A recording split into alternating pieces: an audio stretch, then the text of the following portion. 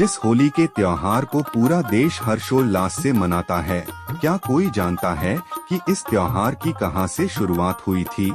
यदि नहीं जानते हैं तो हम आपको बताते हैं। इस त्योहार की शुरुआत बुंदेलखंड में झांसी जनपद में स्थित एरच नगर से हुई है और पूरे देश में मनाई जाने वाली होलिका दहन की पूजा भी यही होती है। इसके बाद देश भर में होली मनाई जाती है। पुराणों की माने तो एरच नगर, जो कभी राजा हिरण्याकश्यप की राजधानी हुआ करती थी, यहाँ पर होलिका भक्त प्रहलाद को अपनी गोद में लेकर आग में बैठी थी, जिसमें होलिका जल गई थी।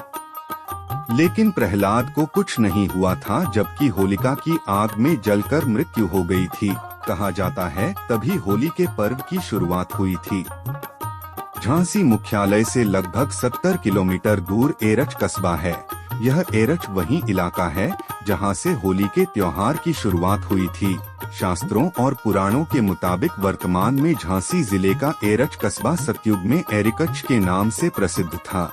यह एरिकच दैत्यराज हिरण्याकश्यप की राजधानी थी। हिरण्याकश्यप को यह वरदान प्राप्त था कि वह न तो दिन में मरेगा और न ही रात में, तथा न तो उसे इंसान मार पाएगा और न ही जानवर। इसी वरदान को प्राप्त करने के बाद खुद को अमर समझने वाला हिरण्याकश्यप निरंकुश हो गया। लेकिन इस राक्षसराज के घर जन्म हुआ प्रहलाद का। प्रहलाद भगवान विष्णु के बहुत बड़े भक्त थे। भक्त प्रहलाद की नारायण भक्ति से परेशान होकर हिरण्याकश्यप ने उसे मरवाने के कई प्रयास किए, फिर भी प्रहलाद बच गया। आखिरकार हिरण्याकश्यप ने प्रहलाद को डिकोली पर्वत से नीचे फिकवा दिया। डिकोली पर्वत और जिस स्थान पर प्रहलाद गिरा वह आज भी मौजूद है। इसका जिक्र श्रीमद् भागवत पुराण के 9वें स्कंध में व झांसी गजेटियर पेज 339-357 में मिलता है। पौराणिक कथाओं के अनुसार हिरण्याकश्यप की बहन होलिका ने प्रहलाद को मारने की ठानी। होलिका के पास एक ऐसी चुनरी थी जिसे पहनने पर वह आग के बीच बैठ सकती थी, जिसको ओढ़कर आग का कोई असर नहीं पड़ता था। होलिका वही चुनरी ओढ़ प्रहलाद को गोद में लेकर आग में बैठ गई, लेकिन भगवान की माया का असर यह हुआ कि हवा चली और चुनरी होलिका के ऊपर से उड़कर प्रहलाद पर आ गई। इस तरह प्रहलाद फिर बच गया और होलिका जल गई। इसके तुरंत बाद विष्णु भगवान ने नरसिंह के रूप में अवतार लिया और गोधूली बेला यानी न दिन न रात में अपने नाखूनों से डिकोली स्थित मंदिर की दहलीज पर हिरण्याकश्यप का वध कर दिया। बुंदेलखंड नहीं बल्कि पूरे देश में होली एक दिन पहले होलिका दहन की परंपरा चली आ रही है। एरच में आज भी इस परंपरा को स्थानीय निवासी फाग और गानों के साथ हर्षोल्लास से नगर में शोभा यात्रा निकालकर मनाते हैं।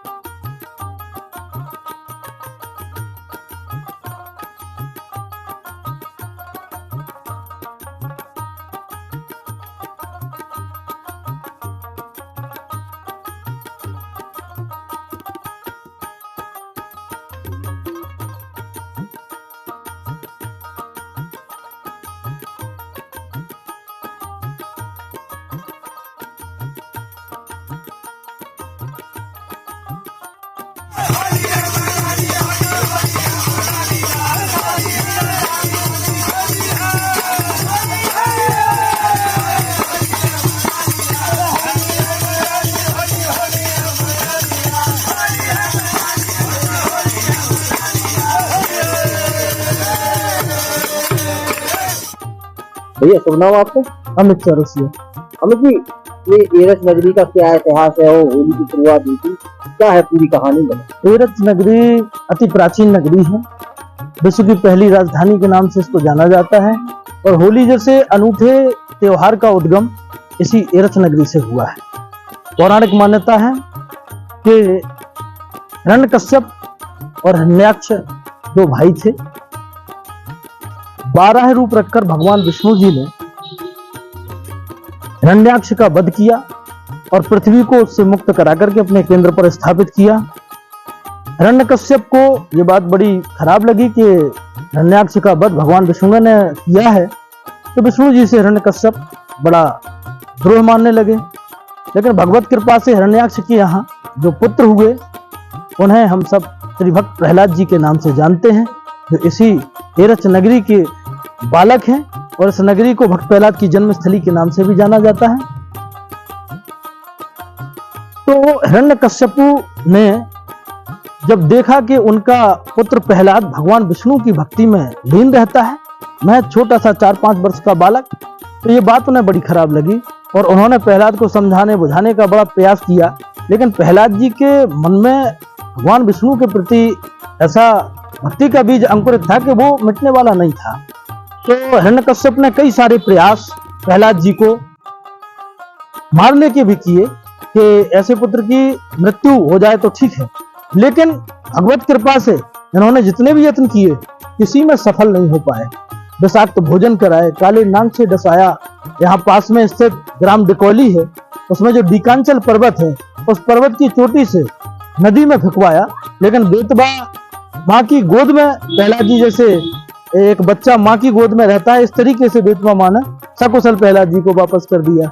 इसके बाद हिरण्यकश्यप की एक बहन थी होलिका, तो होलिका जी को ऐसा हिरण्यकश्यप ने कहा कि तुम्हें ब्रह्मा जी का दिया हुआ चीर है जिससे तुम अग्नि में नहीं जल सकती हो, तो तुम प्रहलाद को गोद में लेकर के अग्नि में बैठ जाओ ताकि ये प्रहलाद जल जाए और इसका जीवन समाप्त हो जाए। होलिका जी ने हिरण्यकश्यप की बात मान करके ऐसा ही किया। लेकिन एक भाव इसमें मिलता है कि होलिका जी चूंकि प्रहलाद की बुआ थी और बुआ को भतीजा अपना बड़ा प्यारा होता है, तो उन्होंने प्रहलाद जी को जैसे ही अग्नि जली तो अपना चीर निकाल करके प्रहलाद जी को उड़ा दिया और खुद जल गए। क्योंकि कथा यह है कि भगवान विष्णु की कृपा से जैसे इनके सारे षड्यंत्र फैल हुए, ये भी फैल हुआ। लेकिन ये भाव है जो होलिका जी को कहीं ना कहीं हम लोगों के सबके लिए पूजनीय बनाता है। तो जब प्रहलाद जी उस चिता से भी सकुशल वापस बाहर निकले और होलिका जी जल गई, तो बाहर जो उनके बंधु बांधव प्रहलाद के मित्र दुखी हो रहे थे, तो उन्होंने प्रहलाद को सकुशल देखा तो एकदम खुशी से झूम उठे और वहां पर जो राख वगैरह उनकी पड़ी थी चिता की, रंग कलर जो भी था, तो एक दूसरे को खुशी में उड़ा करके लगाया। और ये जो कार्यक्रम वहां हुआ, इसी कार्यक्रम को आज पूरी देश और दुनिया होली पर्व के नाम से जानती है, ये इसी एरच नगरी की देन।